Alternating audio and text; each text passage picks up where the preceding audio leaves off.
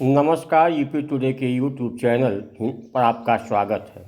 जब जब भारत के उद्योगपति गौतम अडानी पर भ्रष्टाचार के आरोप लगते हैं, पूरी भारतीय जनता पार्टी सरकार सहित तिलमिला जाती है और अडानी की जगह पर भारतीय जनता पार्टी के नेता, कार्यकर्ता, प्रवक्ता जवाब देने लगते हैं। अभी नया नया मामला है जब अमेरिका की संघीय जांच एजेंसी FBI ने गौतम अडानी पर 2236 करोड़ का रिश्वत देने का आरोप लगाया है और वह अमेरिकी न्याय विभाग में मामला दाखिल कर दिया है। अमेरिकी न्याय विभाग ने गौतम अडानी सहित कई लोगों के खिलाफ गौतम अडानी, सागर अडानी, विनीत एस जैन, रंजीत गुप्ता, साइरिल कैबिनेस, सौरभ अग्रवाल, रुपेश अग्रवाल और दीपक गुप्ता पर आरोप लगाते हुए वारंट जारी कर दिया है। देखना है कि गौतम अडानी कब इस पर अपनी सफाई पेश करते हैं। आइए देखते हैं मल्लिकार्जुन खड़गे ने क्या कहा। आज जो सदन अडजर्न हुआ, इसकी वजह क्या थी मुझे तो मालूम नहीं था। हमने तो 267 के तहत अदानी का मुद्दा उठाया था। अदानी समूह पर करप्शन, ब्राइबरी और फाइनेंशियल इरेगुलरिटीज के गंभीर आरोप है। उसके बारे में हम सदन के सामने रखना चाहते थे और 2030 करोड़ के नज़दीक रिश्वत दी गई। जनता के पैसे का इस्तेमाल रिश्वत के लिए दिया गया। इसके बारे में हम उनको, चेयरमैन साहब को भी समझाना चाहते थे और पार्लियामेंट के में जो भी उनके मंत्रीज हैं और प्रधानमंत्री भी अगर आते तो ठीक था, उनको हम ये मुद्दे उनके सामने रखने वाले थे। लेकिन उनके इस रिश्वत का रिकॉर्ड भी अदानी ग्रुप के जो चेयरमैन है, CEOs है, उन्होंने तो इसका रिकॉर्ड भी रखा है, किसको किस रेट पर पैसे दिए गए और कितने पैसे दिए गए। इसका सब रिकॉर्ड उनके पास वहाँ पर अमेरिका के खुफिया एजेंसी ने ये सीज कर लिया है। उनके पास ये रिकॉर्ड है।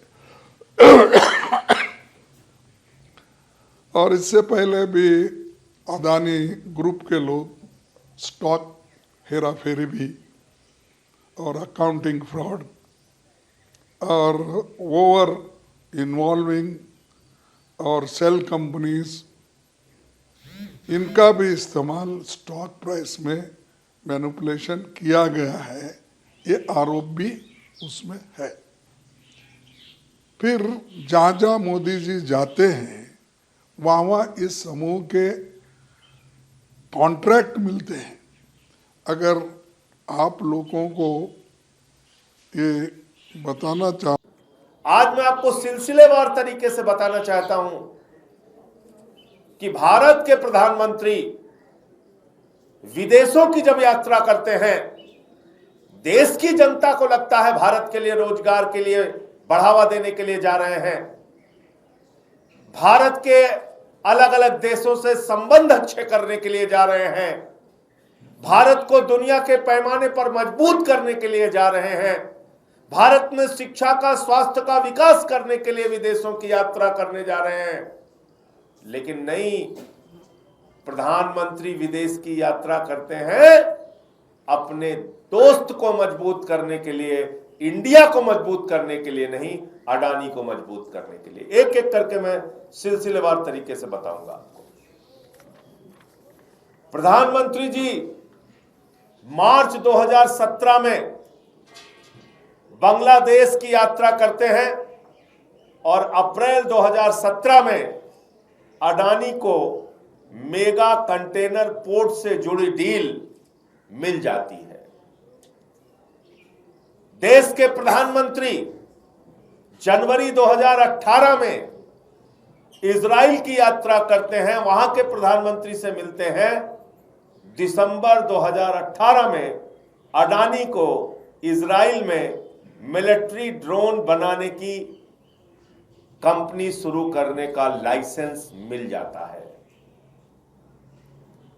जून 2018 में प्रधानमंत्री नरेंद्र मोदी सिंगापुर की यात्रा करते हैं और जुलाई 2018 में सिंगापुर में 1000 करोड़ रुपए का अडानी पोर्ट्स को वहां पर काम मिल जाता है, 1000 करोड़ रुपए का। फरवरी 2020 में मोदी जी श्रीलंका की यात्रा करते हैं, श्रीलंका के प्रधानमंत्री से मुलाकात करते हैं और जुलाई 2020 में अडानी की कंपनी को पोर्ट ऑपरेट करने के लिए वहां पर ठेका मिल जाता है, जिसकी खबर बाहर आई थी और उस पर वहां पर भी बवाल हुआ था। जून 2023 में मोदी जी नेपाल की यात्रा करते हैं, नेपाल के प्रधानमंत्री से मिलते हैं, अडानी को नेपाल में एयरपोर्ट बनाएंगे इस बात का, उसकी देख रेख करेंगे इस बात का ठेका उनको मिल जाता है। अक्टूबर 2023 में छोटे छोटे देश देखिए प्रधानमंत्री जी, तंजानिया की मोदी जी तंजानिया के प्रधानमंत्री से मुलाकात करते हैं और मई 2024 में खबर आई कि अडानी की कंपनी को दाराए सलाम बंदरगाह में टर्मिनल 2 को 30 साल चलाने की डील मिल जाती है। जुलाई 2024 में प्रधानमंत्री नरेंद्र मोदी वियतनाम के प्रधानमंत्री से मिलते हैं और जुलाई 2024 में उसी महीने में वहां की सरकार कहती है कि अडानी समूह वियतनाम के हवाई अड्डों में निवेश करेगा, वहां के एयरपोर्ट्स में निवेश करेगा। और इसके बाद दिसंबर 2023 में भारत के प्रधानमंत्री कीनिया के राष्ट्रपति से मुलाकात करते हैं। मार्च 2024 में अडानी वहां पर अपना एक प्रोजेक्ट सबमिट करता है और जून 2024 में कीनिया के अंदर अडानी को ठेका देने के लिए पॉलिसी चेंज की जाती है, वहां के नियमों में बदलाव किया जाता है और 2 ठेका मिलता है अडानी को।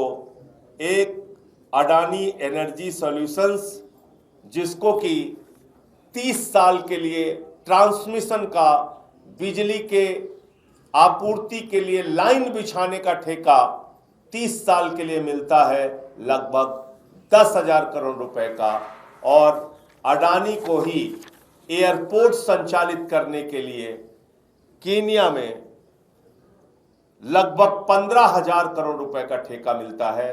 ऐसा एयरपोर्ट जो मुनाफे का एयरपोर्ट था और उनके संसद के अंदर बवाल होता है, यानी पूरी दुनिया में भारत की बेइज्जती करा रहा है व्यक्ति।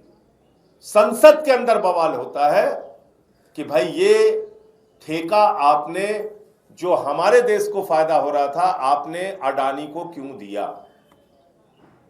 30 साल के लिए वहां पर एयरपोर्ट का ठेका मिलता है, 15,000 करोड़ रुपए का ठेका मिलता है।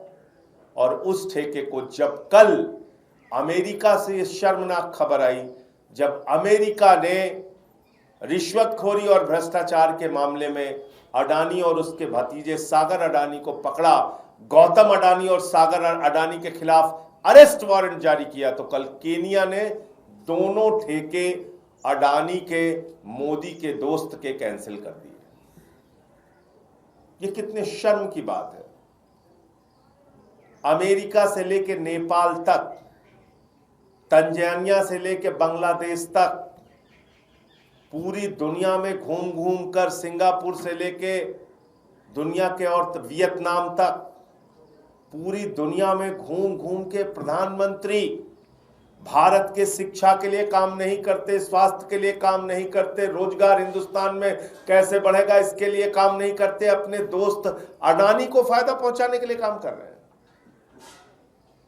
हमारे प्रधानमंत्री की विदेश यात्रा अडानी को ठेका दिलाने के लिए हो रही है। हमारे प्रधानमंत्री की भारत में भी जो मुलाकात राष्ट्राध्यक्षों के साथ हो रही है वो अडानी को ठेका दिलाने के लिए हो रही है। इस देश के लोगों की गाढ़ी कमाई का पैसा प्रधानमंत्री की यात्रा में इसलिए खर्च हो रहा है कि वो अडानी को ठेका दिलाने का काम करेंगे।